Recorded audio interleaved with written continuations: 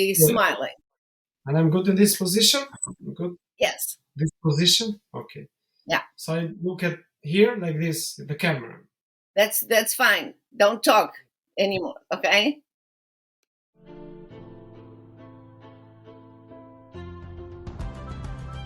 Welcome to Courageous Leadership with Virginia Prodan, training you to lead with courage.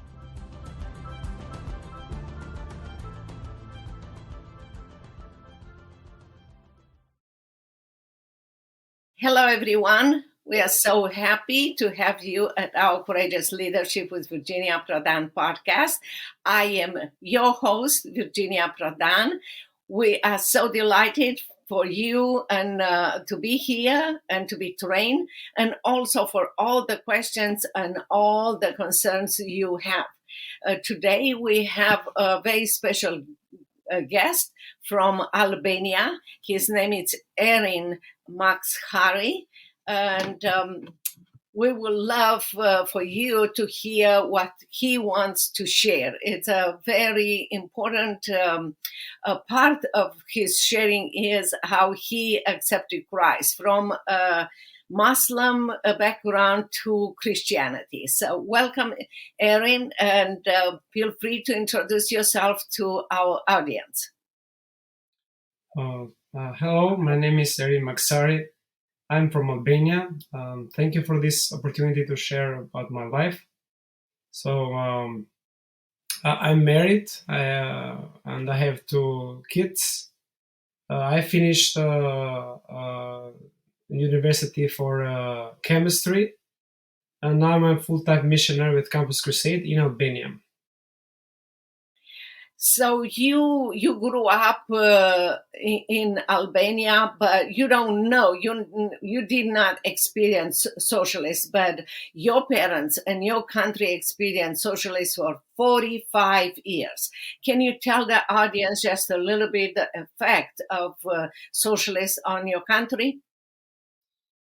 Yes, so I was born in 89, so the communism fell down in 91, but still, so I'm the first generation after communism, but still we see the impact of that in our daily life. Like our parents were born in that time, and some of the things that I can say that still are part of our daily life. It's like my parents, they say, mostly my father, he would say some different things that in that time everyone worked.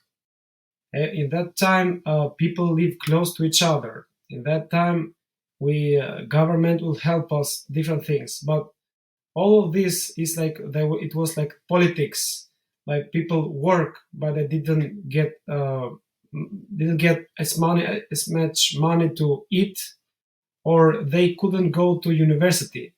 Like my father, they were like I think 7 children, but only one of them could go to university. All of the others could. They have to work. Another thing, like that was speaking about dictator. They speak very great things about him. We know about many bad things that he did, like not allowing Albania to go outside of Albania, and were killed more than 11,000 in the borders. But they till now they speak good words about him. For sure that he did some good works, but in general the communism was very hard for Albania. And another thing was about religion. Albania was declared the first atheist country in the world, and it was not allowed to believe in God. It was a very dark time in Albania at the time. Some other things. Were they allowed to go to church or have a Bible? We were not allowed. No, so it's not allowed to have a Bible, not allowed to go to church. Even you cannot say that you believe in God, because you will go in jail. In jail, or sometimes they took one family and they sent them away in another city. But that was a very shame for the family. All the people would say, "Oh, this is the family that government sent them in our city." That was a culture of shame. So if you were a very good communist, everyone will respect you. But if you're not, you speak against government, they will take many do bad things to you, put you in jail, or send you in another city. And we still feel those things that they are in communism. And I think it needs some generations to let the things go. Tell us how you accepted Christ, how you moved from a Muslim background to Christianity to accept Christ as your Lord and Savior. Yeah. So since I was a child, my father used to say, because he come from communism time, that all the religions are the same. There are politics. Don't believe in any religions. Don't go in religions.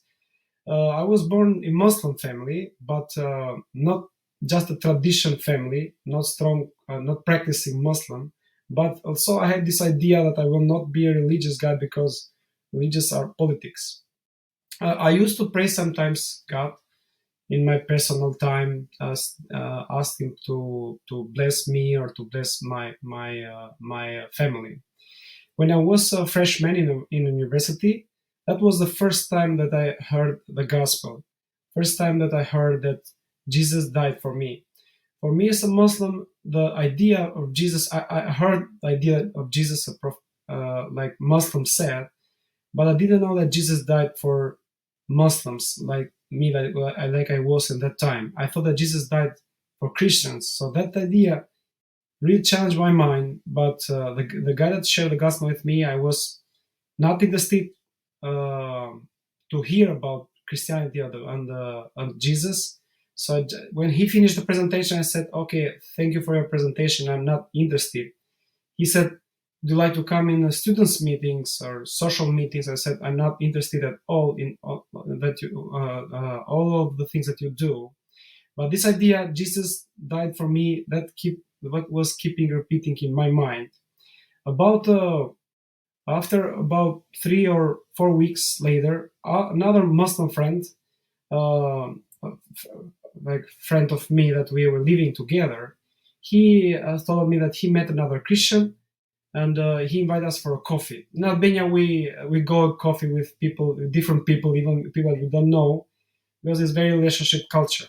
So we went there, met the guy, and he invited us to the church, and we went again just to respect him. And like we were freshmen, and maybe said maybe there are beautiful girls in the church.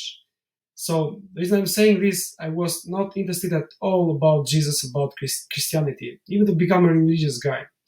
So when I went to the church, I was really surprised by many different things.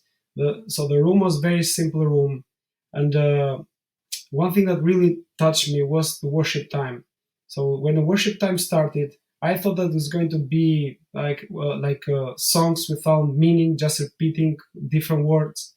But God touched my heart during the worship songs. The words were in Albanian that were very meaningful. So I think God present touched my heart in that church. So I had this idea in my mind, and God touched my heart in the church. And God used two different persons to come to me. The first guy shared the gospel with me. The second guy invited me to the church. I was not interested about discussing. God used the church presence, His presence, to touch my heart. After I left the church, in afternoon, I went in my dorm. I was a student freshman. I went in my room in dormitories. I got a booklet that was explaining the gospel, and I did a prayer by myself. And with a map, I went to the Campus Crusade meetings for students there to meet the guy that shared the gospel with me, to say that I believe Jesus and I will come in everything that you do. He was surprised, like, wow. And the next day we had a coffee together to explain more about Jesus. So my life was totally changed. My thoughts were changed. My beliefs for the future was changed. Many things changed in my life. I told to my family, I called them and I told them that I believe Jesus. And I remember like this day, I called them and said to them that I'm not calling you to ask for permission, because I was very sure that this was the truth. I tell them I'm calling you to let you know that I believe Jesus now, and I will follow him all of my life. Because we are not Muslim tradition, not family, not very strong family. So they will say that, oh, don't we send them you for university, not to be a religious guy. So it was not a big deal for my family. Uh, was hard because so I come from a village that are 100% Muslims. So my friends, my cousins, some different time they said, who lied to you to believe Jesus? Who lied to you to believe Bible? But I was sure that this was the truth. And I shared the gospel with my parents. So 6 months after me, I shared the gospel with my mother, and she prayed with me to receive Jesus. I shared the gospel with my father. He would say the same thing that he said before. That's politics. Don't speak to me about that. I encouraged my mother to go to church. So she said, yes, I will go to church. And my father started going with my mother in the church. I don't know why, still today, he just went to go with her. And he went in the church for 4 years without being a believer. It's very interesting. I would go with my father in the church, worship Jesus with him, but I didn't have courage to share with him. After 4 years, I think God pushed me, spoke to me inside of me to share the gospel again with my father.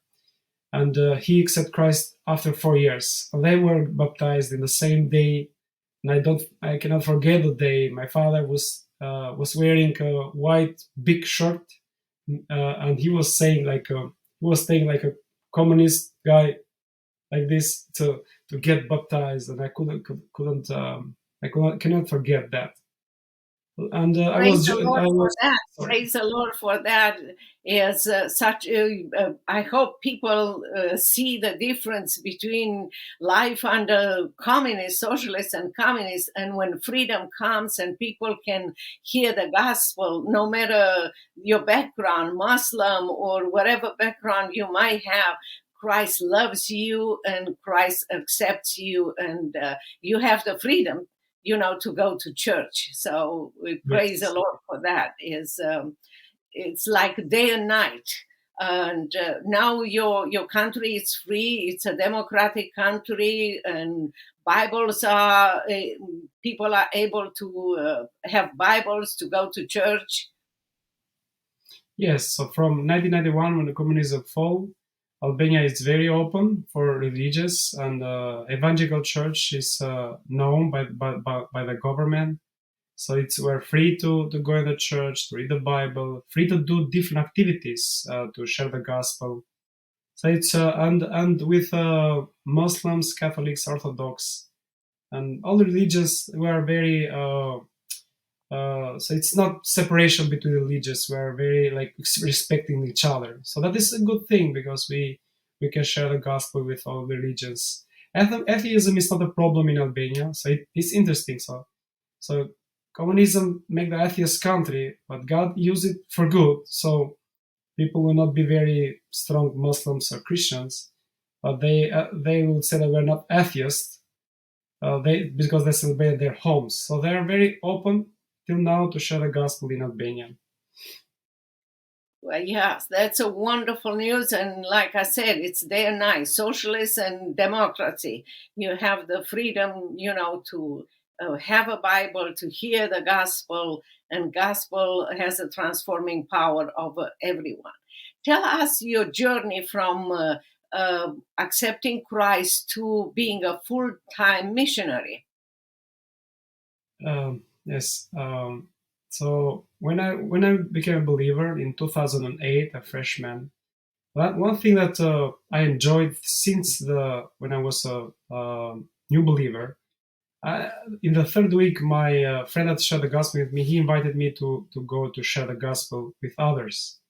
And since the beginning, when I was a new believer, I would go and share the gospel with others. I didn't know how to explain it very well, but that the gospel has the power itself. It just like Romans 1:16 says. And so I was involved with Campus Crusade in Bible studies. I was involved with the church. I started sharing the gospel, and God was touching my heart about Great Commission to make disciples of all nations. And during all the 5 years I've studied chemistry, I was involved with Campus Crusade, and I was leading a few students in Bible studies, and also I did some mission trips. I did mission trips in Bosnia and Herzegovina, in North Macedonia, and later in Kosovo.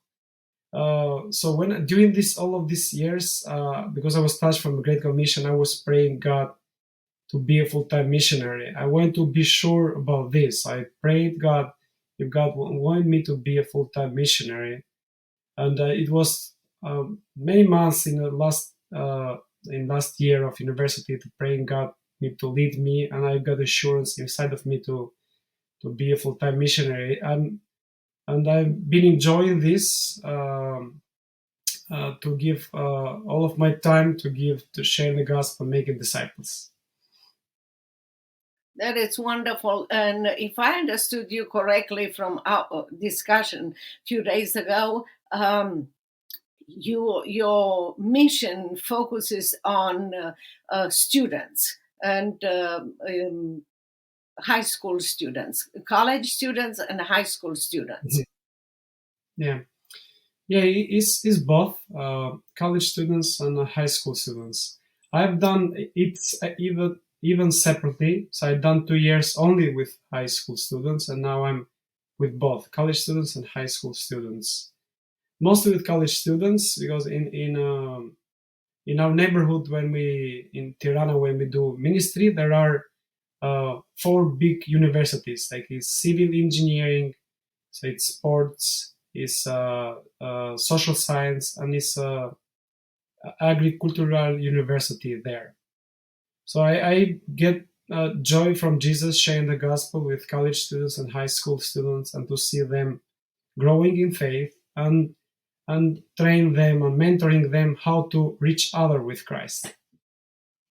I assume that the beauty is, especially with college students, is that those students will be trained, will learn more about Jesus, and maybe they will go to different cities in your country, and then they will share the gospel. And that's the beauty of this mission. And the same thing, I assume, with high school students, because they will go to college. Not all of them will go to college in your city. So it's like spreading the gospel through them, through all over Albania. And who knows, later on in the future, they might be missionaries in other countries. So that's the beauty of this of this mission. So you remind us again, when did you start? How many years do you have as a full-time missionary? So I started in 2013. So it's about 10 years ago that I'm a full-time missionary. One thing that I wanted to, because like you reminded to me, in these 10 years of ministry, because of God's glory, not because of my efforts, I've had so my wife and me, so we have decided many students, and 4 of them now are full-time missionaries with Campus Crusade in Albania. So tell us 1 or 2 things that you learned in those 10 years as a full-time missionary. Yeah, the first thing that we have not get bored at all. We need to stay in a close relationship with Jesus. It's interesting, like doing ministry. Sometimes you feel that you are a great Christian or a great missionary because you are doing many things for Jesus, but Jesus don't want our what we do. He wants our heart. So that is one of the highlights, to stay close to Jesus all of these years. This is one of the highlights. The second one is to live to fulfill His will. So staying with Jesus, being in close relationship with Jesus, also gives you power or gives you a heart to fulfill His will. So I get a lot of joy fulfilling His will to make disciples of all nations.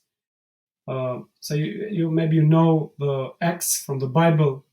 Like they lived in the mission. The whole time they were sharing, they were planting churches. So it's us as Christians, we're called to live in the mission wherever we are, in work or in a coffee shop that we go every day, or when we are full-time missionaries like me, or when we do.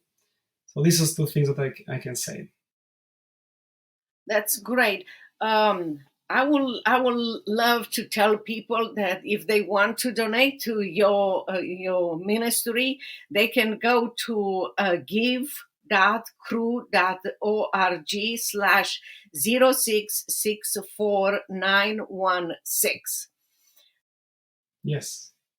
Yes, For thank you. We really for someone who is maybe like you used to be, in 2013 when you started, young and not knowing too much about ministry.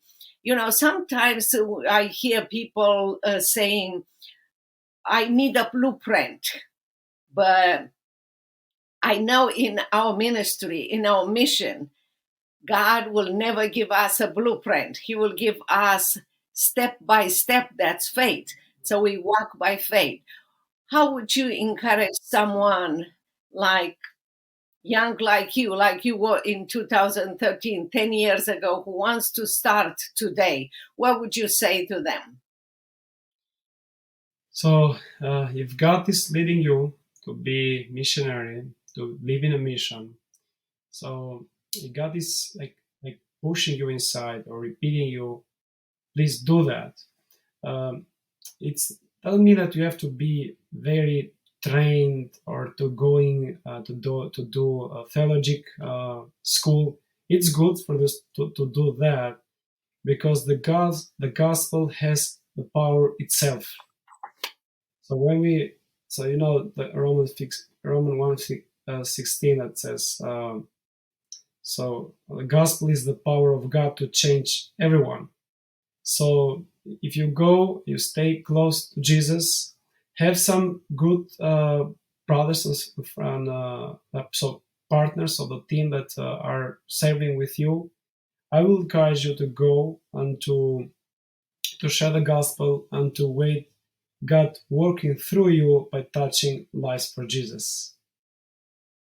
Thank you, Erin. It's so true what you said, and I hope our audience will take that to heart. And if God put on your heart a ministry, you will follow that. In fact, many times in my speeches, in my coaching events, and so forth, I'm telling people, if you have a pulse, you have a purpose.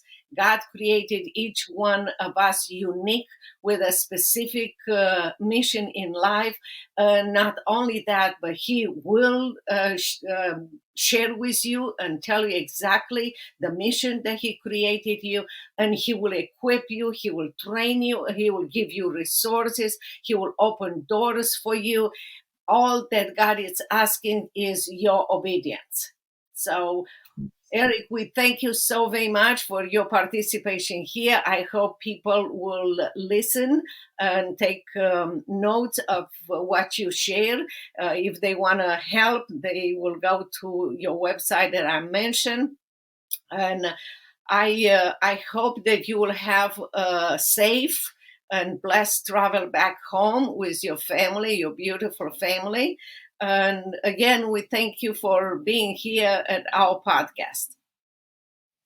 Yeah, thank you for inviting me. Thank you for the opportunity. I really enjoyed it. Thank you, everyone, for your participation. I hope you take notes. You will go to Erin's website. You will do the mission that God created you to be and to do. And I hope you will return to our Courageous Leadership with Virginia Prodan. Until next time, we love to hear from you and to receive your notes. Also, feel free to subscribe for free to our podcast. God bless you. And until next time, we'll be in touch.